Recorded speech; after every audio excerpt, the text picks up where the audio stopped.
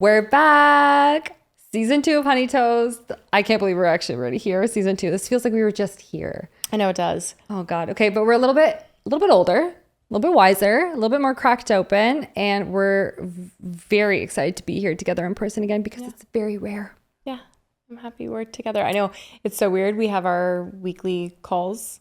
Yeah. And just seeing each other through a screen all the time. And now we're face to face. It's really nice. Well, it didn't seem like that much time had passed. It was just like very quick. But then when I came back here to the studio, I was just like, oh my God, I feel like this was just here. Yeah, literally just here. I know, it's weird. So anyway, so we're excited to do a little bit of an intro episode today. We're going to talk about the guests that we have coming this season, what the themes are for this season, what you can expect, and just a little bit of catch up of what we've been up to for the last few months, and just to hang out and say hi and welcome back to season 2, which is very, very exciting. We're doing this with fall, so this is going to be our season of silent initiations with women. And so let's just get started. Welcome back. I know it's wrong, but I don't care. Okay, so what have you been up to since you've been home? Since you left me last? I feel like you've been up to a lot more. Probably. Yeah, it's been about 3 months since our last recording. So you've been very busy because you're in the middle of a move. But yeah. So what do you think, like, you're feeling this upcoming season? Like, where are you Honestly, at? It's so interesting because having had the first season that was just you and I, and now we're going into this whole new experience with doing a full season with guests. Mm-hmm. I think that the dimension and the depth that we're going to be able to get to with this, like actually talking to people that are specialists in these realms that we're so intrigued by, and I think it's like really healing work too. So yeah, that's where I'm at. From season 1 to season 2, it's like we laid the groundwork, and now I feel as though these women that are coming on to interview is really more of the whole puzzle coming together in a way. Yeah, it's so interesting because fall now is like every season has such characteristics to it, and now that we're moving into a little bit more of a fall, it's starting to get a little bit quieter, but also it's still like busy in its own way because for instance, like kids are starting school, but maybe it's a little bit slower for the parents because they have that summer break off depending on the age, and you're starting to like go a little bit more inward, starting to prepare for winter when you kind of like look at the season symbolically, and then you kind of we're trying to reflect that here in Honey Toast. That's what Brie and I decided with our seasons moving forward. So the season of fall is going to really reflect that similar qualities of fall itself, like the shedding of the old and initiations kind of the new. Yeah, and like getting cozy and warm within yourself and within your safe space, and getting ready for that winter hibernation. Yeah. So basically for me, where am I at this season? There's so many changes for me because Wilder's starting daycare this year for the first time. So crazy. No, I never actually thought I was going to do daycare, but it's a full-time job, and being a mom is like, if you decide to be a full-time mom. But you've also been full-time with him. He'll be 3.5, over 3.5 by the time he goes. That's a long time to be a full-time mom with your luckily because we discussed in the last season, right? Like I do have a great community, like a lot of help with it, but it is very difficult and scary for me. So I guess this kind of like symbolizes what we're about to move into with this year, and kind of like themes for this season of letting go, and same thing for me with like Wilder and him being in a new space, but it's really great for him because he'll be around kids. So I'm excited for this season because I feel like all the lineup that we're talking to, like they're going to be so profound and inspirational in just what we were talking about earlier, is like embodying these things more, because all the conversations we had last season were really great in theory, but the thing that Brie and I realized a lot was like we really need to live it a little bit more, but without feeling guilty and putting too much pressure on, because I mean, we're busy. We are busy, but I do think that the more that you immerse yourself in it, and the more that you surround yourself with people that are in the same vibe, I guess, or want to talk about the same topics or have that growth mindset, it's instantly easier. It's instantly easier to feel self-motivated to embody all of this work more, and to these practices. It's interesting because I want to reflect. I want to actually ask you a question. What was how is this season, like moving into the fall, offering more softening for you versus our last season? Because we are trying, and we're talking a lot about like embodying the feminine a bit more, learning how to slow down and being okay with that. But with this podcast, because just like any business or brand or anything that you're doing in the world, it requires that attuning into that masculine energy, which is producing, creating, constantly being on. Yeah. And, you know, it takes like a big team to do things at big scales. And right now it's just you and It's I. just us, baby. So in order to avoid burnout, that's why we decided to create these seasons. So that's what you can expect moving forward with Honey Toast is our seasons will reflect the seasons of the year. Like, Yeah. And also for us too. I mean, I think that if you and I don't give ourselves enough grace as full-time moms of 2 kids and, you know, wanting to be really present in that, but still also wanting to work on this and build this out, it's a lot of work for 2 people. So what do you think has changed for you since that approach of last season? Because we really noticed it coming back together again for this one, because we have such limited time until we're neighbors. Yes. So soon To get together and actually to do the work. Because I mean, it's interesting even in the preparation leading up to this season and figuring out, you know, what kinds of people we want to incorporate into the messaging and into the output of all of this. And I think that just doing the research in and of itself of really kind of diving into what other women are working on made me feel so inspired. And so like so many light bulbs were going off about like, wow, I thought that I knew a lot about certain things. And what I'm learning is so beyond my scope. And it's just really inspiring and motivating to help me feel more in touch with myself. Or even more inspired to be in touch with ourselves. Yeah. Because I think we all want that, right? We all want this connection to ourselves. We all want to feel fulfilled within our own bodies and feel enough. And we all feel, I'm sure, I'm going to speak for all women when I say this. I'm sure at some point in our life, at one way or another, even if it's at a subconscious level or at a conscious level, we've felt less than in a way. And it could have been in any aspect, right? It could have been physically, emotionally, logically, whatever. So it'd be really nice to know how to come into the self and feel okay with that, and kind of learning techniques and living by these practices and rituals and speaking to other women and surrounding yourself with language and practices that encourage this, support it, and encourage you to do it yourself. So that's what excites me the most. I feel like the first season was really a great basis for you and I to just kind of lay the groundwork and lay the pillars of what we want to encompass and what we want to talk about, because Honey Toast is really just about us, like embodiment and women and the life of a woman and living your life as a woman. So I'm very eager to see kind of how this begins to me too. Transform over time. Me too. And, you know, not only am I excited to see how it transforms, but I feel like I'm also excited to see how I transform within the work, because I am noticing, like, at going through the process of doing all this, like, there's a lot of hurdles. What do you mean? That we face in terms of like doing the work on time, the podcast, like, being a full-time mom. Yeah. And so, you know, I feel like that's a big hurdle for me, is finding the balance in that time. True. What do you feel like the biggest hurdle of working on this stream? Or just like the biggest hurdle in terms of where you're at in life and like what you've experienced going from the first season to the second? Oh, that's a really good question. I would probably say the biggest hurdle from going from last season to this season would be time. Realizing how much time is a thief. Realizing time how much is such a thief.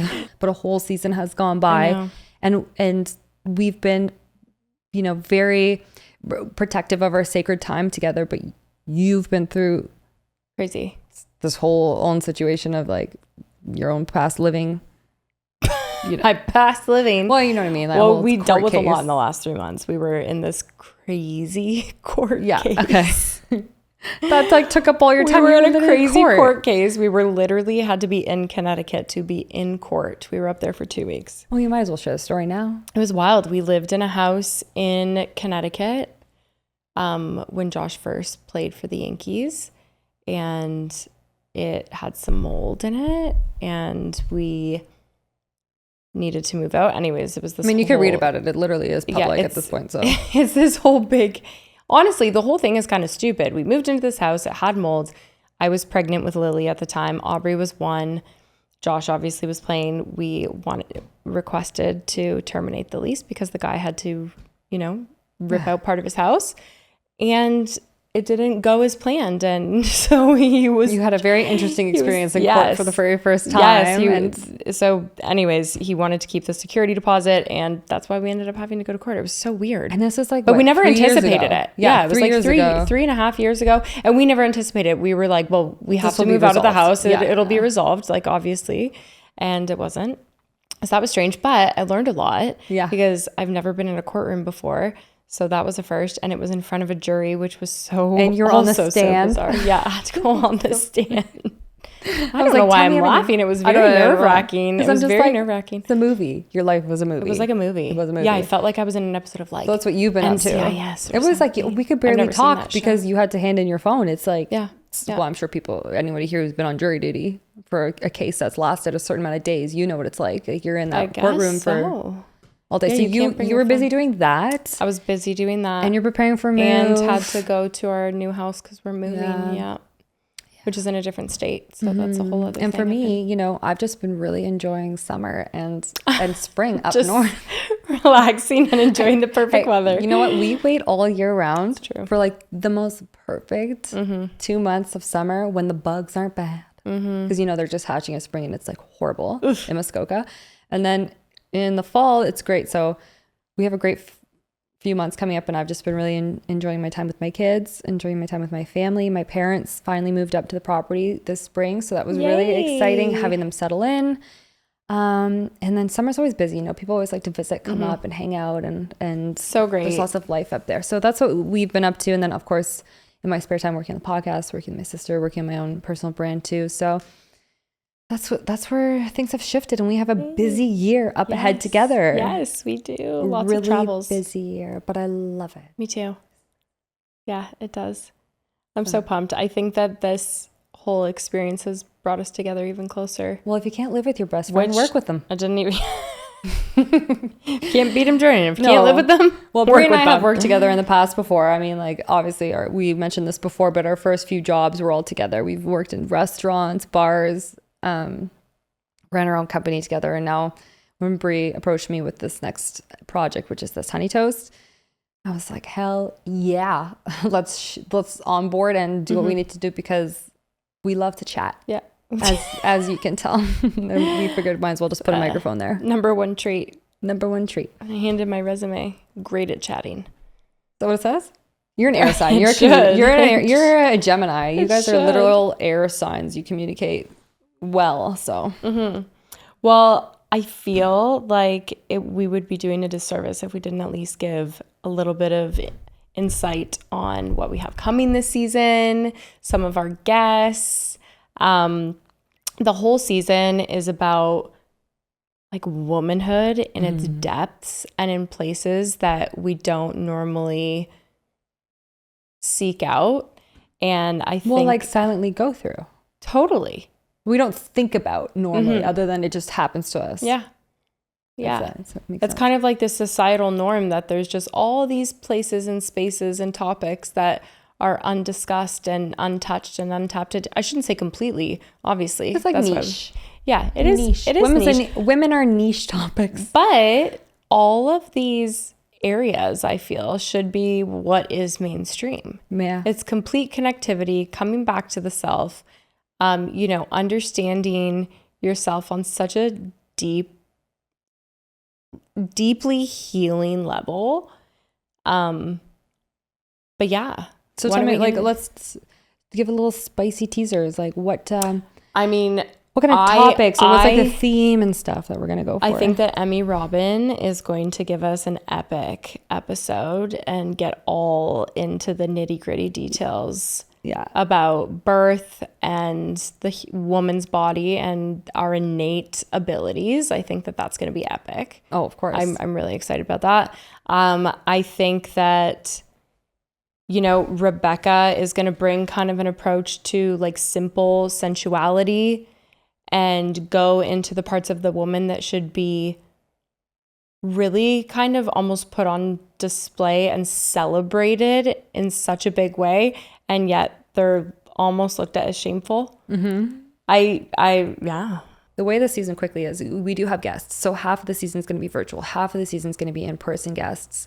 And you're going to get to meet some of our very, very best friends that we get to do these goddess girl calls that we were telling you about in season 1 with. So half will be in person, half virtual. So our decision for Brie and I was very difficult at first to decide where or how we were going to record, but we eventually decided in person for various reasons. And honestly, I'm so grateful that we made that decision, because I do, without a doubt, filming these and just having this quality time together in person exponentially changes things. I mean, just the energy around all of it, like Just having a conversation with you face to face. Yeah. So great. So nice. Is this why we started this? No, I'm just kidding. We can just for us. have real reasons to have solo trips. telling our 3 to men, we're 4 like, so times we a have a year. podcast. We need to get together 3 to 4 times a year. We're going to need to be year. together for at least 2 weeks. No, now you're telling your husband, we're Honestly. like, we actually need to live side by side. Yeah, he's like, oh, okay. Like, we'll just know what it does. He was like, not in the sticks, because we're like really in the sticks. He's like, maybe just a little Maybe not so many little bugs. neighbory to that. He was like, those are a bit too much. Yeah, so without giving too much away about our guests and who's coming up, like Rebecca and Emmy that Brie was just mentioning, we're going to be speaking to women who are all around the globe. Like, we're talking, we have women from Dubai, Costa Rica, Bali, Hawaii, North America, Central America, and who knows where else, and some from Canada even. So this is just like a sign that this is global, these conversations, these topics that affect women, you know. And again, this is a women's podcast. Men, we encourage you to listen, because we are all interconnected. Men and women are co-creators. We're balanced. And the more that we can understand the depths of one another, the better we can co-create together, and the better we can make this planet a great place. Yeah. So this season, you can expect a lot of exploration from these silent initiations that women go through. This could be expanded from, but not limited to, menstruation, our first cycles, our different phases of young girl into teenagehood, into womanhood, into motherhood, into crone, into grandmother cycles. It's cycles of women as well. Like you mentioned a little bit as well, birth and being pregnant. Then there's womb work and menstrual cycles and blood rituals. Like, literally this season is about things that women go through for the first time, but we don't necessarily really talk about them. Or if you come from a family that does talk about it, that's fantastic. But some people never mention it, right? But maybe we're not celebrating it. Or celebrating it, right? I feel like even some of the topics, although they're mainstream discussed, they're not celebrated for being something that should be very ceremonial. Or like mainstream norm. Right. Because even if it's just like, okay, women are giving birth left, right, and center, it's just a normal thing women do. Right. But it's like, why is that not the number one priority of our world? Because this is the thing of that our makes society. The world go around, or the women who are giving birth for the new generations.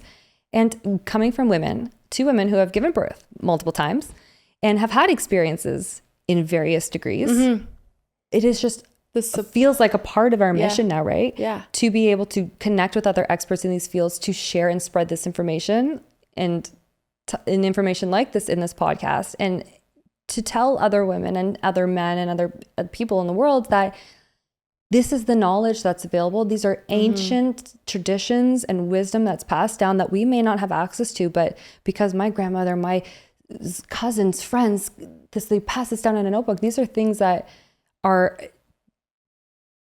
inherent, but also not always known. Right. So we're going to explore those a lot this season, really talk to experts in their field, really get expansive in the understanding of how to come back into the body, understand the body, and live in the body and from a place of the body, rather than always from a place of an external perspective and fixing and bettering, and kind of like we discussed a lot, actually, or like hiding parts of us away, or being ashamed or fearful, or afraid of what our true power and depth can hold. I think that this is a very liberating season for us all, and we hope that it resonates with you as much as we feel that it is really going to resonate, and already is with us. I think that the exploration into those places, and like you said, really making them the norm and making that mainstream, I think is vital.